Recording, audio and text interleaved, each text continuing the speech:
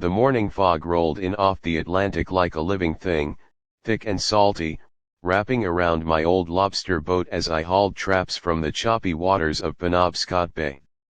The air smelled of brine and diesel exhaust, with that sharp tang of seaweed baking under the first rays of sun. My calloused hands gripped the ropes, muscles aching in that familiar way after 40 years of pulling a living from the sea. Seagulls screamed overhead, diving for scraps, and the rhythmic slap of waves against the hull was my morning symphony. This was my element, simple, honest work on the waters my great-grandfather claimed after fleeing the Azores in 1912. What would you do if some self-appointed eco-warrior showed up with a badge that turned out to be as fake as her concern for the environment, demanding you shut down your family's livelihood? Tell me in the comments where you're watching from, because I bet half of you have dealt with a Vivian in your own backyard. My name is Elena Vasquez, and 3 years ago, I thought I'd seen the worst the ocean could throw at me: hurricanes that swallowed boats whole, nor'easters that turned the bay into a graveyard of boys. But nothing prepared me for Vivian Hargrove, the woman who tried to drown my family's legacy under a tidal wave of lies and fake authority. I was born into this life in Rockport, Maine, a sleepy coastal village where lobster traps outnumber people and everyone knows your business before you do. My abuelito built our operation from nothing: a weathered dock, a fleet of 3 boats, and a processing shack that still smells like oak and old rope. After serving 20 years as a marine biologist with the Coast Guard, mapping ocean currents and fighting oil spills, I retired back home to take over. It wasn't glamorous: long hours, unpredictable hauls, the constant battle against regulations that favored big corporations over small outfits like mine. But it was ours, feeding families and keeping Rockport's traditions alive. Vivian threatened all that with her sham Coastal Preservation Alliance, a made-up organization she wielded like a harpoon to bully locals into selling their waterfront land. Turns out, she wasn't saving the planet, she was lining her pockets. Vivian first washed up on my dock like driftwood after a storm. It was a crisp October morning, the kind where the fog burns off slow and the lobster are fat from summer feeding. I was unloading my haul crates clattering on the wooden planks, the metallic clink of claws snapping inside, when I heard the crunch of tires on the gravel road leading to our property.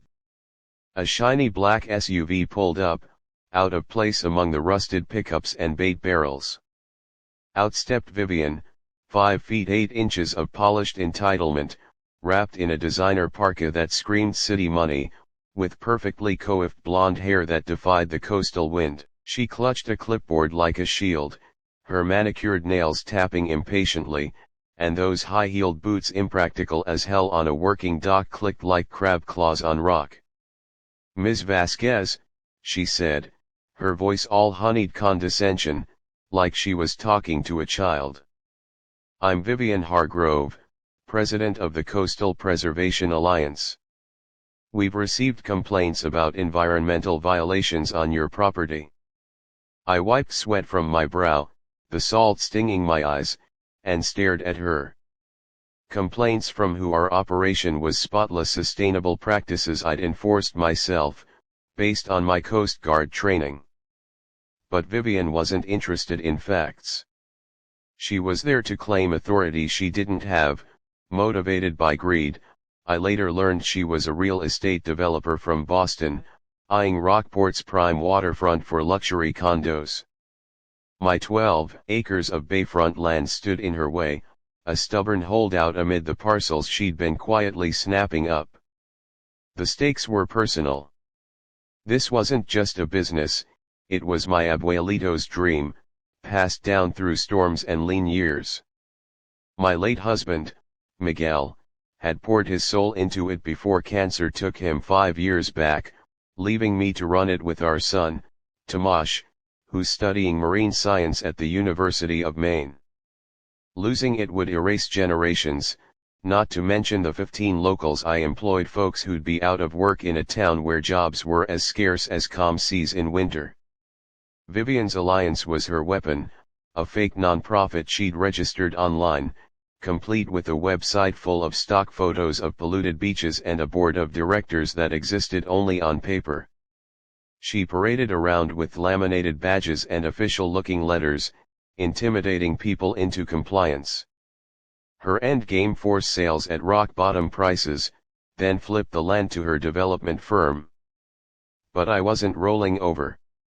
Drawing on my Coast Guard days, where I documented oil spills and enforced maritime law, I started keeping a log, dates, times, every word she said.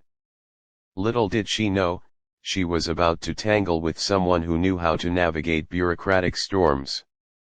Vivian's harassment started small but escalated like a gathering squall. A week after her first visit, while I was mending traps in the shack, the air thick with the fishy scent of bait and the hum of my old radio playing sea shanties, a sheriff's deputy showed up. "Ma'am, we've got a report of illegal dumping into the bay from your operation." My heart pounded like waves against a breakwater. Dumping? We'd never. But the complaint was anonymous, traced back to Vivian's alliance hotline, a number she advertised on flyers plastered around town. I showed the deputy our permits, our waste logs, everything pristine. He left scratching his head, but it cost me a day of lost work. Then came the fines, bogus citations from the Alliance for endangering marine habitats, demanding 500 payments to a PO box that, surprise, led to Vivian's address. I ignored them, but she upped the ante by rallying a few gullible newcomers at town hall meetings, painting me as an eco-villain destroying Rockport's pristine shores. "What about the seals, the seabirds?" she'd wail, her voice echoing off the wooden beams of the old community center, while sipping from a reusable bottle that probably cost more than my weekly fuel bill. Over the next 2 months, the tactics got dirtier. One foggy dawn, as I prepped the boat, the engine rumbling low, mixing with the distant foghorn, I found my traps sabotaged, lines cut, boys defaced with spray paint reading polluter. It reeked of desperation, and my security camera installed after Miguel's passing for peace of mind caught a shadowy figure in a hoodie, but the plates on the getaway car matched Vivian's SUV. I reported it, but the local PD dismissed it as vandalism until I pushed, using my Coast Guard contacts, to get a state trooper involved. Vivian countered by filing a restraining order, claiming I was harassing her alliance members who didn't exist. She showed up at my door with papers, her perfume clashing with the salty air, smirking as she said, "This is for your own good, Elena. Stubbornness won't save your outdated operation." Irony: she was the one trespassing. I laughed in her face. Humor was my armor and filed a counterclaim, documenting her visits with timestamps. Tomash helped, pulling all-nighters to research her alliance online, while our neighbor, old Captain Hale, a grizzled fisherman with a beard like seaweed, started a whisper campaign among the locals: "Vivian's no savior, she's a shark in sheep's clothing." The tension built like pressure before a storm. By December, with snow flurrying off the bay and the wind howling through the pines, Vivian went nuclear. She organized a protest outside my dock. 24 hired actors from Portland, chanting about saving the whales while blocking my boats. The media showed up, local news vans crunching over iced gravel, cameras flashing in the gray light. Vivian, bundled in faux fur, gave interviews: "The Vasquez operation is a blight on our ecosystem." Meanwhile, my crew shivered in the cold, unable to launch. It cost us thousands in lost hauls. But resilience runs deep in Rockport blood. I countered by hosting a community clam bake that night, fires crackling on the beach, the smoky scent of roasting clams mingling with laughter. Locals turned out in droves, sharing stories of Vivian's pressure tactics, fake audits on their docks, threats to report them to the EPA. Captain Hale slapped me on the back, his breath foggy, You're the anchor this town needs, Elena. I used the gathering to collect affidavits, my biologist training kicking in. I treated it like a field study, cataloging evidence. Humor crept in too. We joked about Vivian's alliance being as real as a mermaid sighting, but underneath, the irony burned. She claimed to protect the environment while her development plans would pave over wetlands. The turning point came in January, during a brutal cold snap where the bay froze in patches and the air bit like teeth. Holed up in my cottage, the wood stove crackling, hot cocoa steaming, I dove deep into research. Tomash had hacked legally, via public records, into Vivian's nonprofit filings. What we found was a bombshell. The Coastal Preservation Alliance wasn't registered as a legitimate 501c3. It was a shell fake IN number, forged signatures on the board roster, and funds funneled straight to her personal accounts. Embezzlement check.